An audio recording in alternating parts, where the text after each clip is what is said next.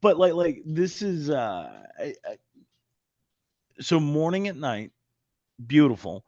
If you look at it from the notion of like mixing up the industry, there's no good night radio right now.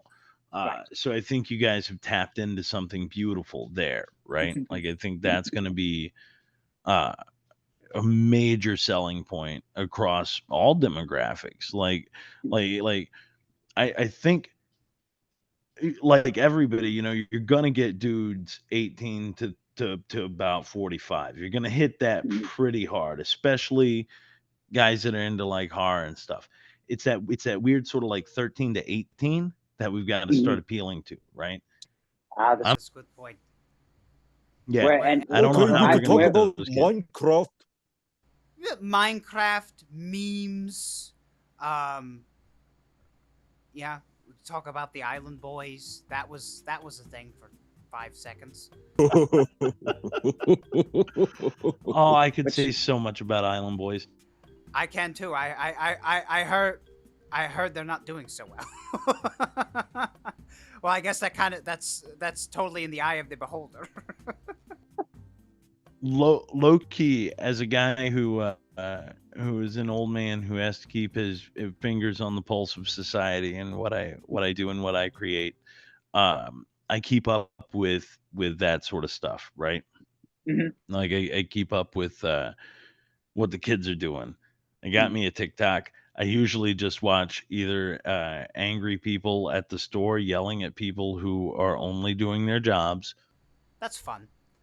people getting busted, people getting busted by the cops,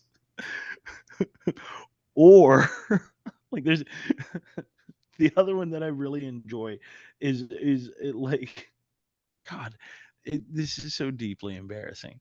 It's usually like it's the people getting busted, and then it's the lawyers that are telling you what you can and can't say when the cops pull you over, how to get out of stuff.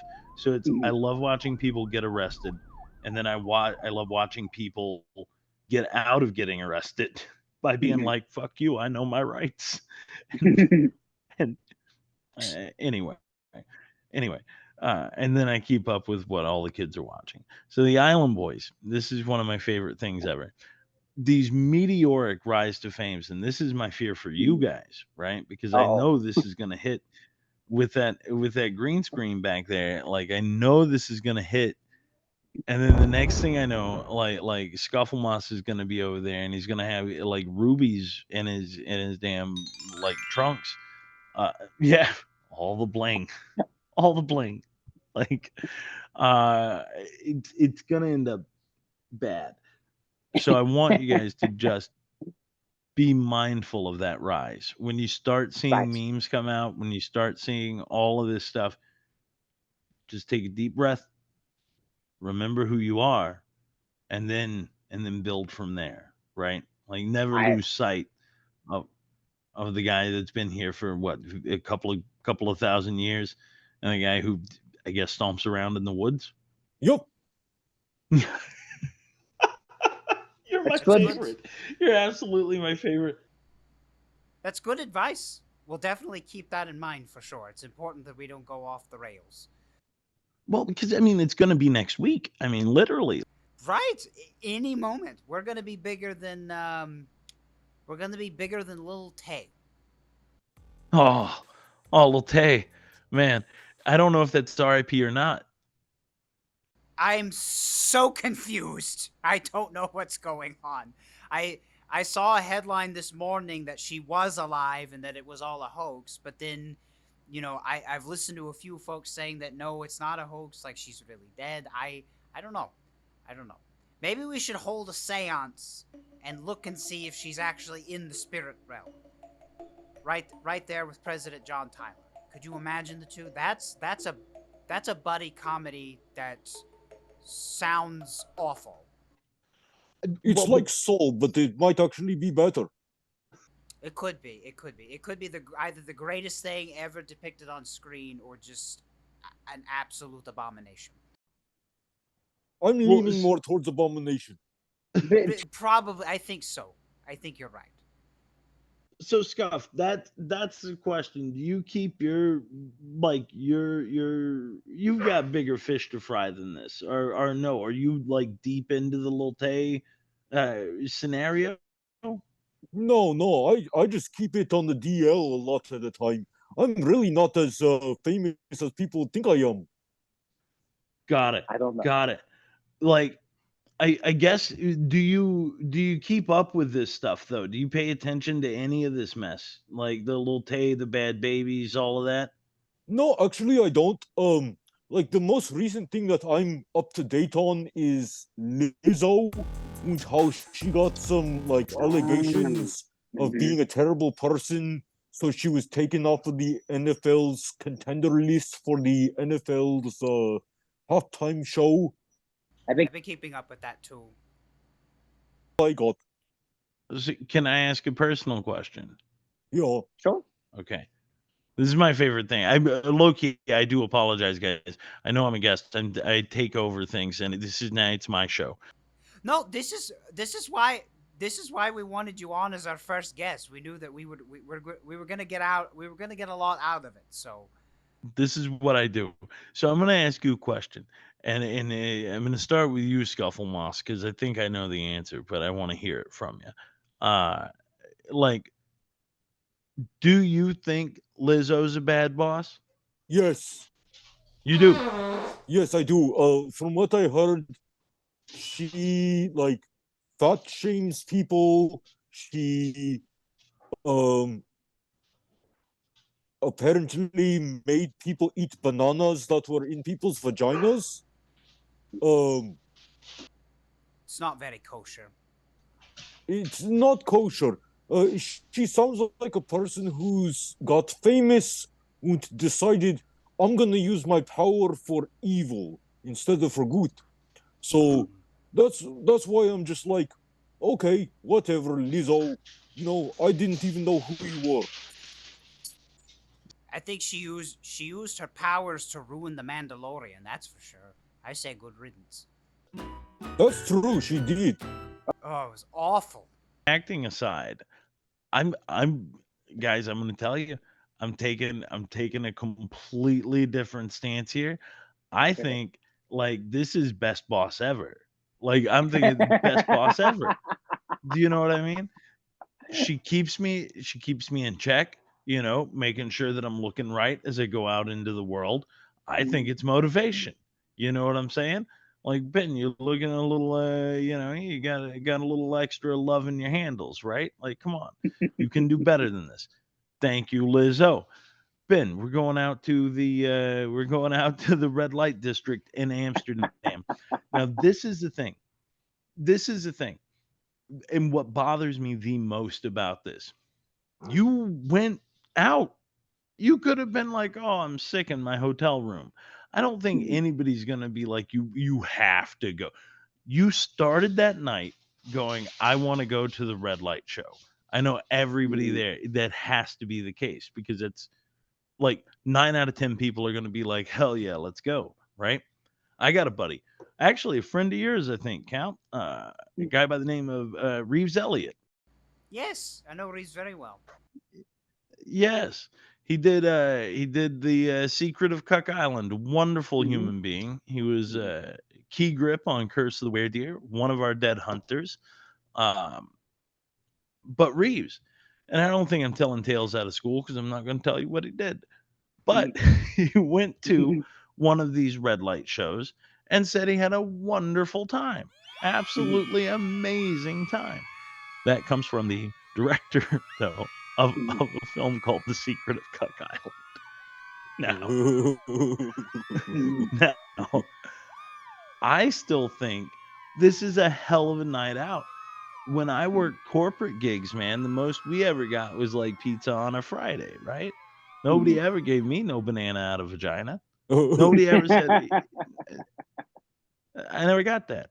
And the company I worked for, billions every year. They could have afforded a couple bananas and a couple of vaginas. All I'm saying. That's it. Best boss ever. I see where certain- you're coming from, I do too. but at the same time, I just Fruit does not belong in vaginas. Not kosher.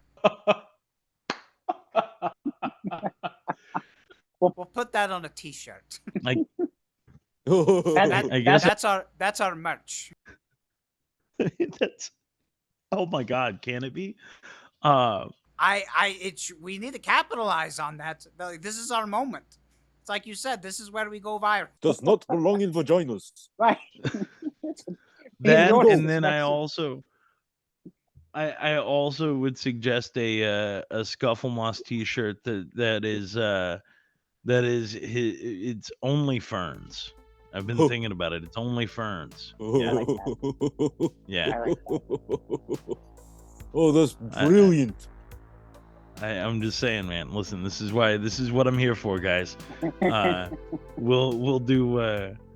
I'll take my 10% now. It's been, as we know, it's been in the news. The strike that's happening right down the road from me with WGA and with SAG. And of course, one of the demands that they're looking into is the whole stuff about the AI, which is, I don't know how close we are, for AI to be as dangerous as they say it is now. But it is definitely a concern, and it's something that needs to be addressed, most definitely. Especially that whole mess about using AI for an actor, paying them a day rate, and then just using the AI willy nilly. I think that's totally messed up. But what I wanted to know from you two, about in regards to artificial intelligence, robots, cyborgs, this is really the main. This is the main thing that I feel like. Well, it's the main question that I feel like no one is asking about this WGA SAG strike, and that is, if you had an army of AI, specifically robots and cyborgs, would you use it to take over the world?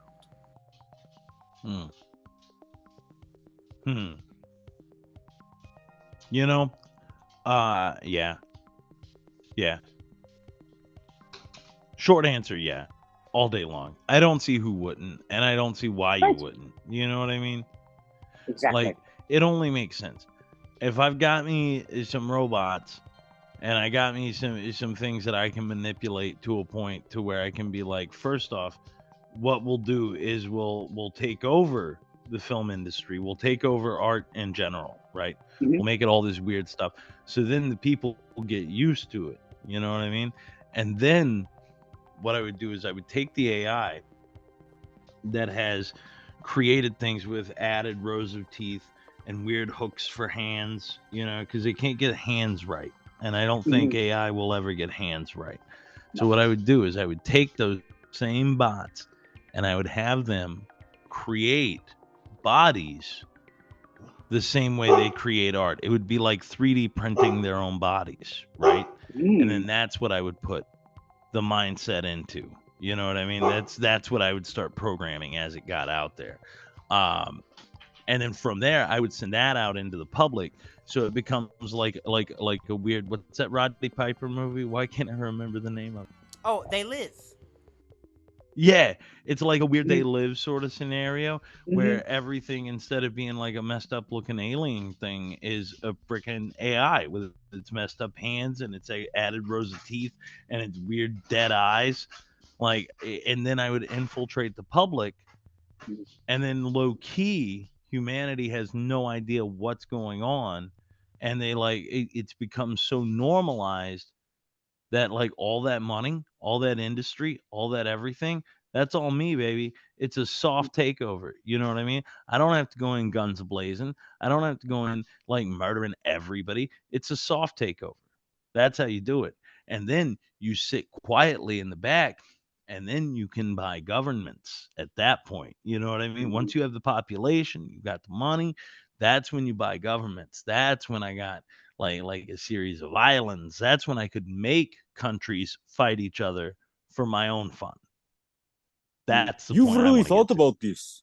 He's given it a lot of thought. a couple of times. No, a lot more thought than I gave it. I was just gonna say no.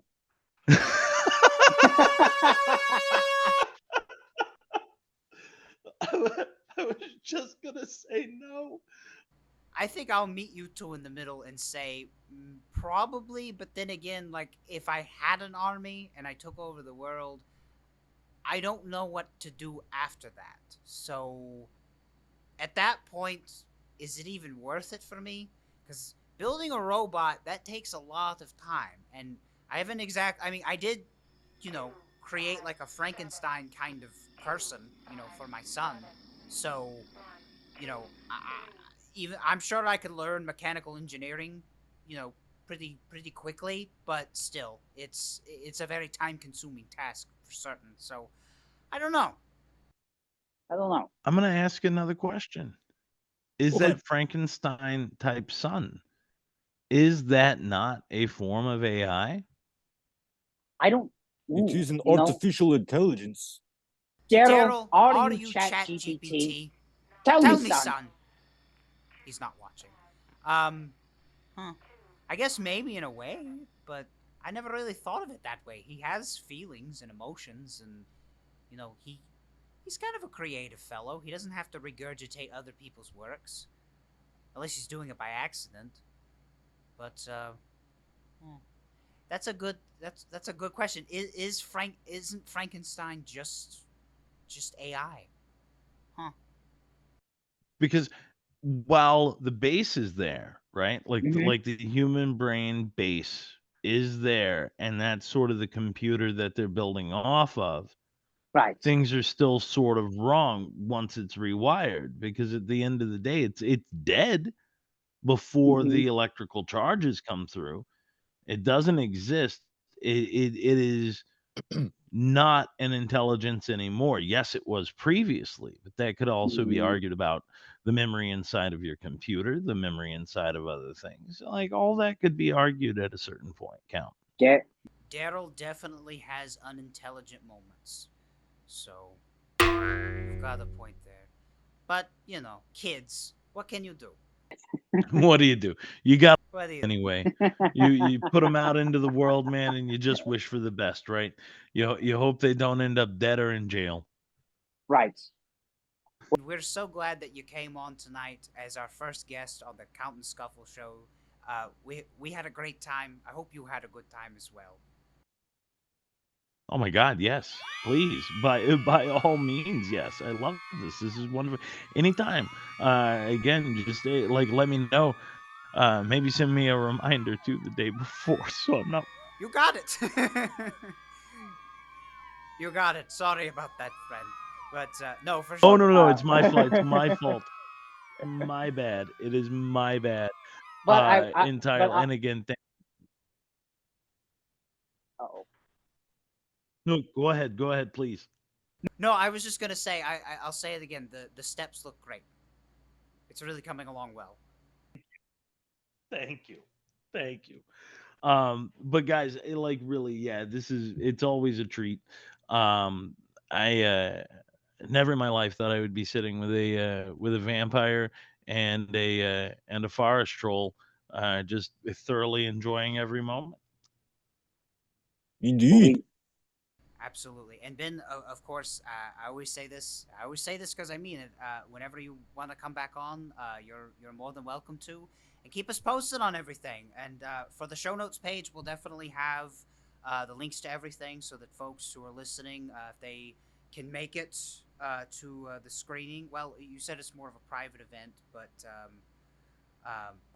Tickets are on sale. www.curseoftheweredeer.com. Okay. okay. Well, it's a right. So it's a like you said, it's a private event for those that actually have an idea of what they're getting into and want to come. So we'll put it on the show notes page so that everybody can take a look at it and hopefully come. And we'll put out your social media links so everybody can follow and check in on the updates, and hopefully we'll get a glimpse soon of what your next project will be. Man, I can tell you guys a little bit, and I've been talking with the shithouse boys. We do have a plan. We do have a plan. Three 3 simple words, guys. Camp Nude Away. Camp Nude Away. Oh, sorry, so that's the name. Great. Oh yeah, that is very much the name. It will be a love letter to the films of Herschel Gordon Lewis, Godfather of Gore, and Doris Wishman, one of the few female exploitation directors to not only revolutionize the genre, but to truly turn out a body of work that is undeniable, undeniable. So it's basically a love letter to those two creatives, while maintaining our own sort of creative spirit throughout. Yeah. It sounds like a really interesting project, and we will definitely have you back on once you get everything in motion for that. But for now, Ben, I know you've had a long night, so we'll go ahead and turn you loose. Scuffles and I, we have just a couple of things that we have to do before we officially wrap up the show. But I want you to get some rest if you can, and thanks again for coming on. Listen, thank you so much for having me. Cannot wait till the next time. I'm gonna hit you guys in them DMs too.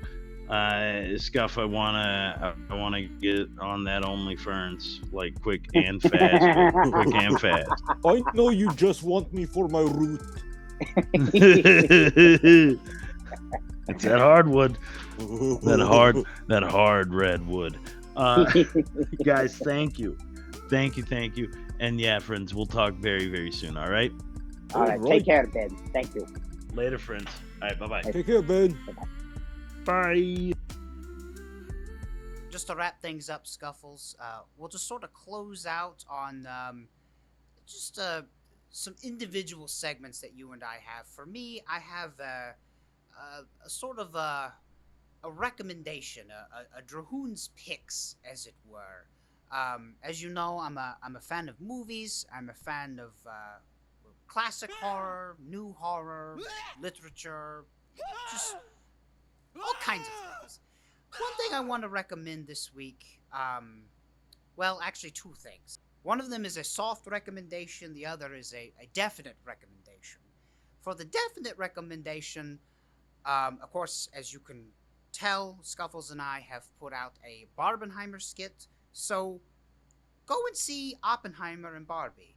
I haven't seen Barbie yet, but I did watch Oppenheimer a couple of weeks ago. It is a fantastic film.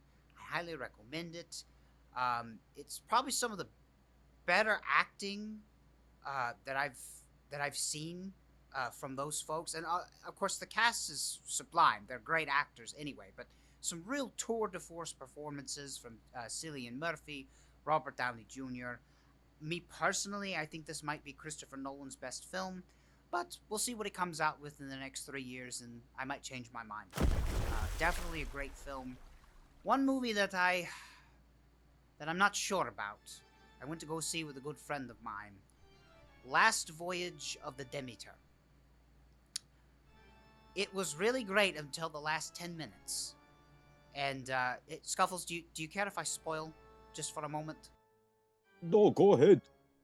So, in the book Dracula, I don't know if you've read it, in the chapter that the movie is based on, the Demeter, everybody dies.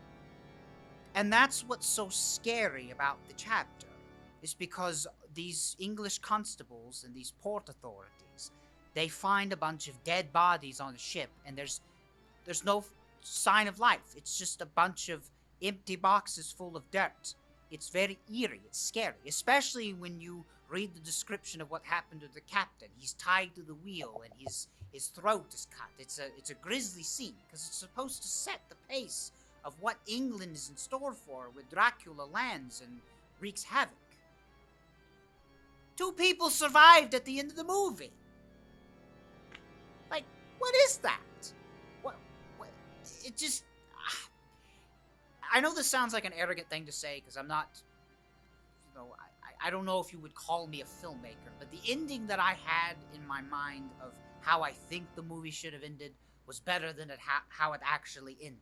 because I feel like a better ending would have been that everybody dies, but maybe you have like a defiant final scene where, the last two people are, they go down swinging. I would have been totally cool or cold with that, however you say that.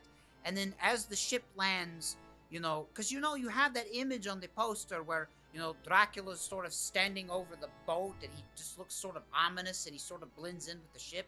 Well, maybe have that and he like coasts in and then he jumps off the ship, turns into human form, and just sort of walks off into the night and into England. And it would have even been better if like they had a famous person play Dracula for that brief cameo. That would have been great. But no. So kind of a lackluster ending, but other than that, a fun film, a good popcorn film. Most of the movie, like up till that last 10 minutes, I would have given it probably maybe an 8 out of 10. The last 10 minutes made me give it more of like a 6 out of 10. So, and there's that old adage, a movie's worth of whether it's a good movie or a bad movie, it's not how you start, it's how you finish. I haven't always agreed with that, but I don't know. Here lately, I'm starting to lean more towards that direction, especially with this movie. It's made me question a lot of things. But it's funny that you saw Oppenheimer, because tonight, Caretaker and her mother are watching Barbie. Wow, okay. That's nice. Yeah. So they're out doing that. Well, they'll have to let us know what they thought, because I'm gonna go see Barbie. I'm gonna go see Barbie probably sometime this week. So that way I could stay true to our Barbenheimer theme that we got going on. And of course, Spooks and Spookettes, if you haven't had a chance to check out the sketch, it's available on YouTube. CountDrahoon presents. Be sure to watch the Barbenheimer sketch. I forget the title all the time. It's a knockoff Barbenheimer reboot. So it's a satirical title. Well, He's a satirical. I had a good time tonight, Scuffles. How about you? I had a great time tonight talking with Ben, and I really look forward to seeing Curse of the Werewolf. Yeah, I haven't seen the cut of the film, but Ben did actually let me read the script. And from what I understand, from what he's told me, most of what was in the script did make it on the version that they're going to be showing soon. So I'm really excited about it. So whenever it plays out here or it's available on demand, I'll be sure to watch it. So I hope you can make it if you can. But I know your schedule can be a little bit trippy, but I think you'd have a good time if you can make it. I mean, I might be off, so it's a possibility that I could make it. So we'll see. Well, yeah, if you can, let me know what you think. I'd love to talk shop about it. But anyway, for Freunds and Fiends, I accidentally referred you all as Spooks and Spookettes. That's my other shows, but we're the Freunds and Fiends for this one. I hope you enjoyed our first talk show portion of the Count and Scuffle show, and we'll definitely have other guests in the future. Let us know what you think. Comment below. Let us know what we got right. Let us know what we can improve on. Anyway, Scuffles, any final thoughts or final words of advice before we part? Well, I would say do not pick up pennies just because they're good luck. Because good luck could lead to a concussion. Very profound. And on that somber note, we conclude tonight's show and remind you to keep scuffling. And counting. But mostly scuffling. But also counting.